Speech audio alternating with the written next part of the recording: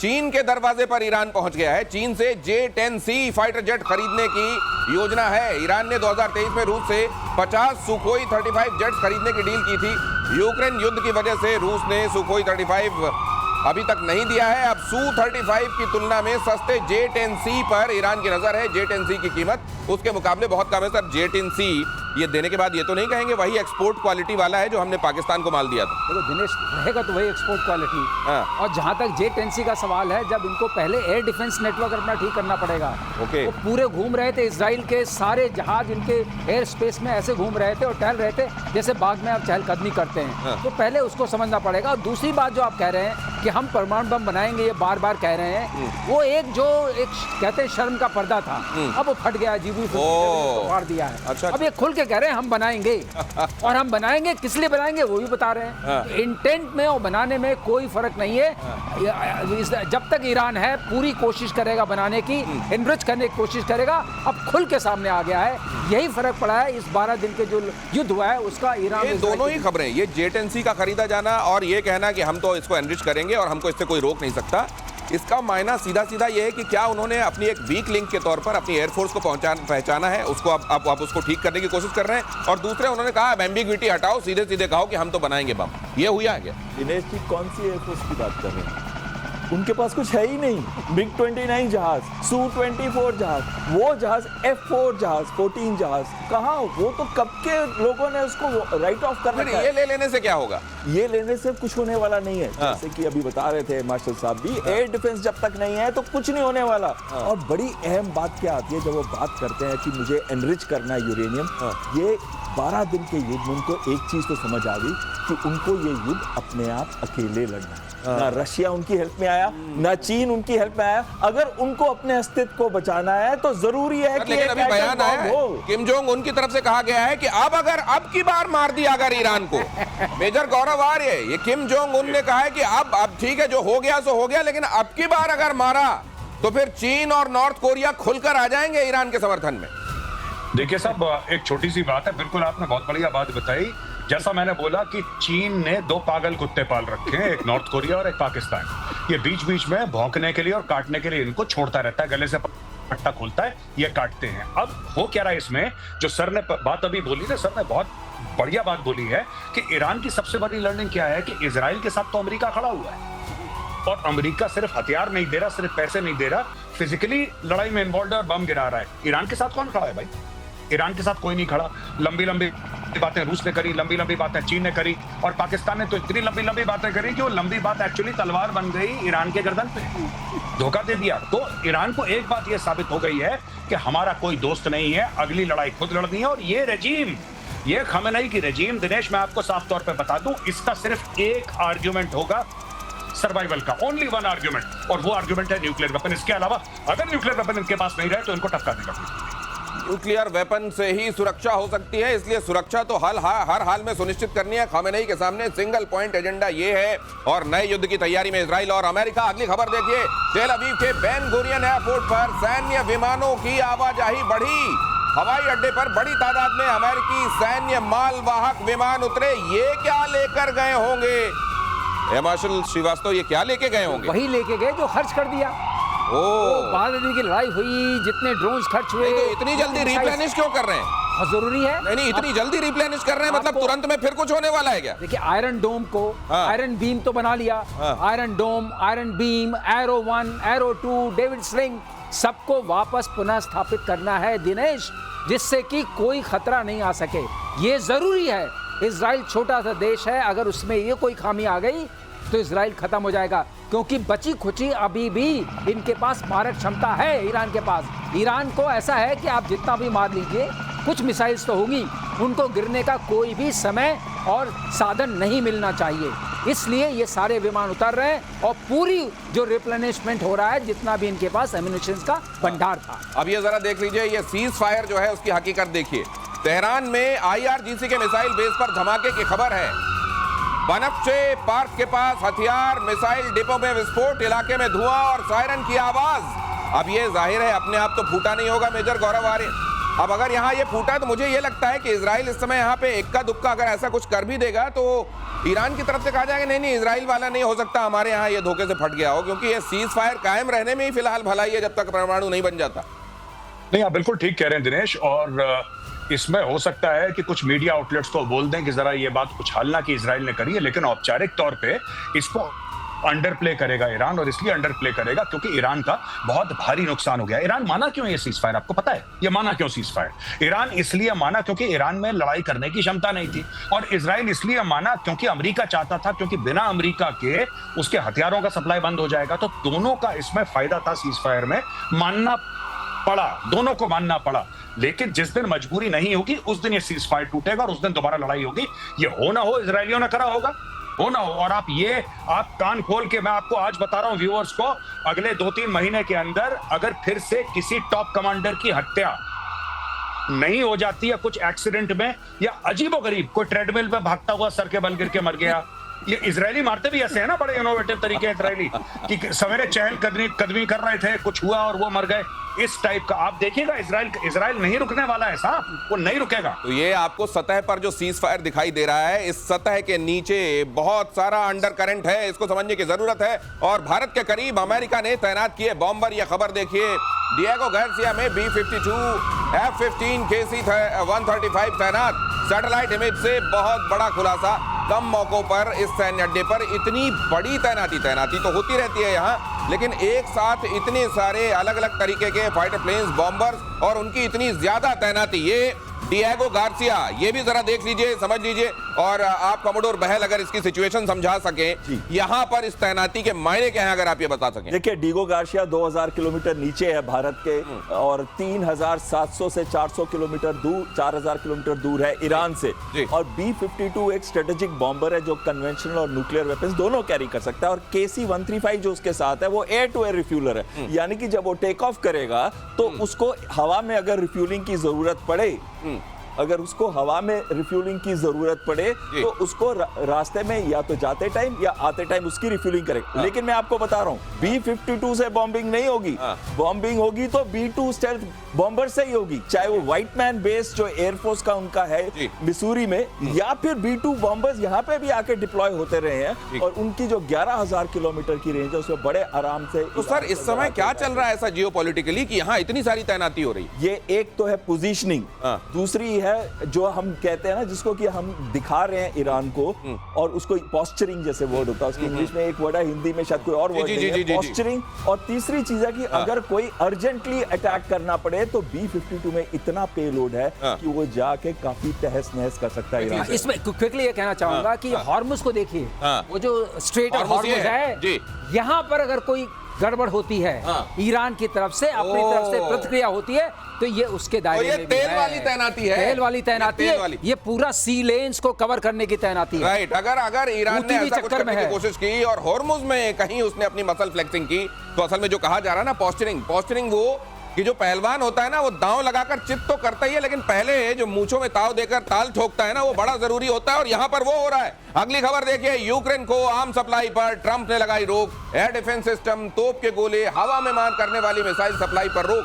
America ने Ukraine को भेजे जाने वाले PAC-3 पैट्रियट सिस्टम की खेप रोकी। 155 mm artillery round, GMLRS stinger, AIM-7 Hellfire मिसाइलों की खेप पर रोक। अमेरिका ने हथियारों के स्टॉक की कमी का दिया हवाला। मेजर गौरव आर्य, आप ये कह रहे थे कि अब धीरे धीरे ये ब्रेक लगाया जाएगा, और ये लगाया जाना शुरू कर दिया गया। देखिए साहब, मैं तो बहुत ज्यादा कंफ्यूज हो गया हूं, और कंफ्यूज इसलिए हुआ हूं कि कल परसों इन लोगों ने एक बिल इंट्रोड्यूस करा था अपनी कांग्रेस में कि जो तेल खरीदेगा रूस से, जो भी तेल खरीदेगा, खासतौर से भारत और चाइना, उनके ऊपर 500% टैरिफ होगा। ठीक है, उसके 3 दिन पहले इसने बोला था कि ज़ेलेंस्की तो बहुत अच्छा आदमी है। पहले हमारा जो भी कुछ हुआ थी, खटपट हुआ, ऐसी हो गई थी, गलतफहमी हो गई थी, लेकिन ज़ेलेंस्की बहुत, इन्होंने तारीफ करी ज़ेलेंस्की की। आज ये ज़ेलेंस्की के बिल्कुल कह रहे हैं वेपन्स रोक दिए इन्होंने, पेट्रियट मिसाइल वगैरह, तो ज़ेलेंस्की लड़ेगा कैसे? देखिए, रूस इनकी बात मान नहीं रहा है। ऐसे बात तो ये होती ना कि जब रूस कहता कि साहब हम ठीक है, हम लड़ाई रोक रहे हैं, आप ज़ेलेंस्की को बोलो कि वो भी ना लड़े, तो अमन शांति। रूस कह रहा है नहीं, कोई अमन शांति नहीं, हम तो ठोकते रहेंगे इसको। ज़ेलेंस्की के आपने हथियार ले लिए, ये चाह क्या रहा है? ये सीज फायर की बात कर रहा है, और दोनों में से कोई इसके सीज फायर की बात नहीं मान रहा। अब इसका आखिरी आखिरी दांव ये रह गया है कि यूक्रेन के पास बिल्कुल भी कोई हथियार ना चाहिए, लेकिन उससे होगा क्या? अभी कल परसों आप ही ने कवर करा था ना दिनेश अपने प्रोग्राम में कि एक गांव घेर लिया जहां पे लिथियम था। इन्होंने पूरा घेर लिया गांव। वो तो रूसी फौजें तो आगे बढ़ रही हैं। तो ट्रंप क्या चाह रहा है? जैसे ट्रंप ने बहुत पहले बोला था, मैं क्या चाहता हूं या मैं क्या करने वाला हूं ये किसी को नहीं पता, मुझे भी नहीं पता। तो मुझे लगता है भैया जब ट्रंप को नहीं पता तो हमें कैसे पता होगा? मुझे एक चीज और लगती है, हो सकता है कल जब इस वक्त हम लोग मिल रहे हो तो ये पता चले कि वो खेप भेज दी गई, कल रोकी गई थी, आज भेज दी गई।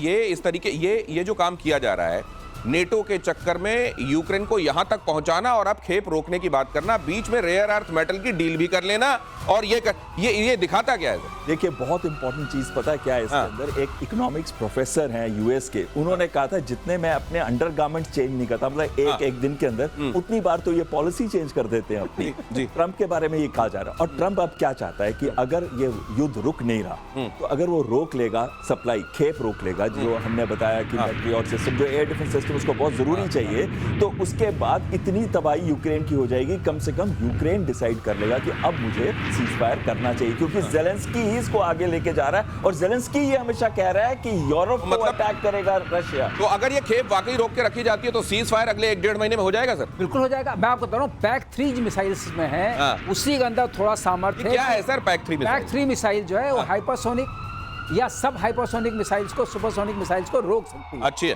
अच्छा। और उसी का हमला होगा। ओके। अगर आपने पैक 3 खत्म कर दी इनकी बैटरीज में से जो पैट्रियट में है, बाकी पीएसी जो दूसरा वर्जन है वो नहीं रोक सकता है। पैक 3 उसमें सक्षम है, लेकिन कॉस्टली भी वही है। अच्छा। करीब 4 मिलियन से ऊपर की मिसाइल है वो।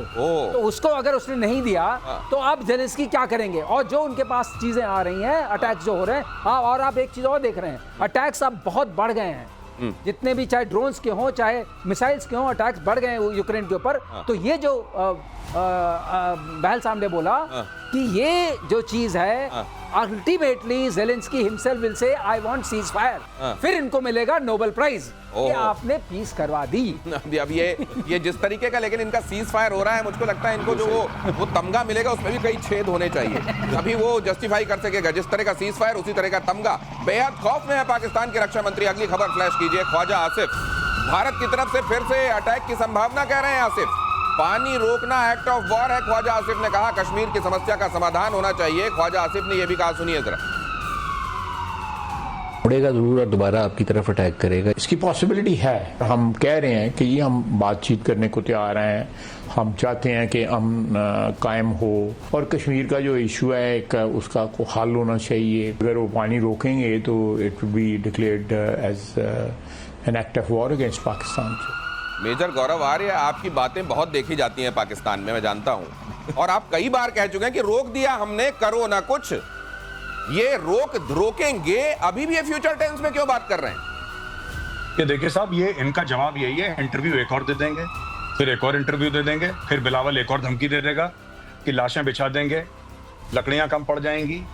बिलावल ने बोला था कि अगर पानी नहीं बहेगा तो खून बहेगा, हम जंग कर देंगे, 6 के 6 जितने नदियां हैं सारी की सारी ले लेंगे भारत से। तो देखिए मैं आपको बताता हूं, इसमें पाकिस्तान को रीड करने का सिंपल तरीका है। अगर धमकी कोई फौजी देता है तो उसमें 10% हो सकता है कुछ माल हो, मटेरियल हो, 10%। और अगर कोई सिविलियन धमकी देता है, तो पॉलिटिकल लीडर धमकी देता है, तो वो जीरो बेस, उसमें कुछ भी नहीं है। ये सिर्फ ये देखिए ना, इनके ऊपर प्रेशर आ रहा है, पाकिस्तानी मीडिया प्रेशर डाल रहा है। पाकिस्तानी मीडिया जो है दिनेश, वो कभी फौजियों के ऊपर प्रेशर नहीं डालता, वो डालता है प्रेशर सिविलियन लीडरशिप के ऊपर। अब सिविलियन लीडरशिप के ऊपर पाकिस्तानी मीडिया पूछ रहा है कि साहब भारत ने तो 1 लाख करोड़ के हथियार खरीद लिए, भारत तो कह रहा है ये वेपन खरीदेंगे, ये वेपन खरीदेंगे, ऐसा करेंगे, वैसा करेंगे, आप क्या कर रहे हैं? वो कह रहा है मैं इंटरव्यू दे रहा हूं, तुम क्यों नहीं समझ रहे?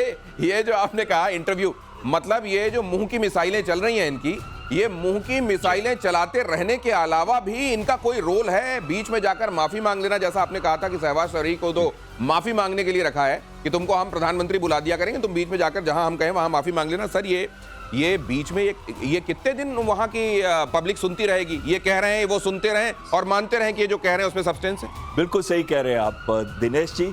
अगर आप देखें ख्वाजा आसिफ ने एक और बात कही थी कि हमने वेस्टर्न के बहुत डर्टी लिनन को वॉश किया कि 30 साल से ऊपर। उसके बाद क्या हुआ? और उसके बाद अब जो बात आ रही है, जब हमने 100 से ऊपर उनके आतंकी मारे तो एक खौफ हो गया पाकिस्तान के अंदर। और उस खौफ के बाद क्या हुआ?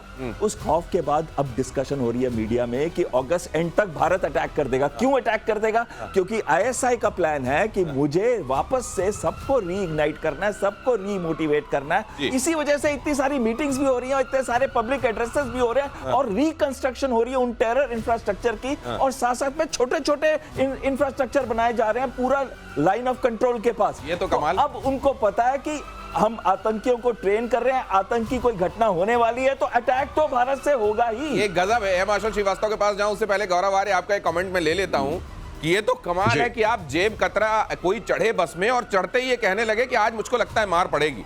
अरे तुम जो काम करने वाले हो उसके बाद वही होने वाला है जो तुम्हारे साथ होने वाला है।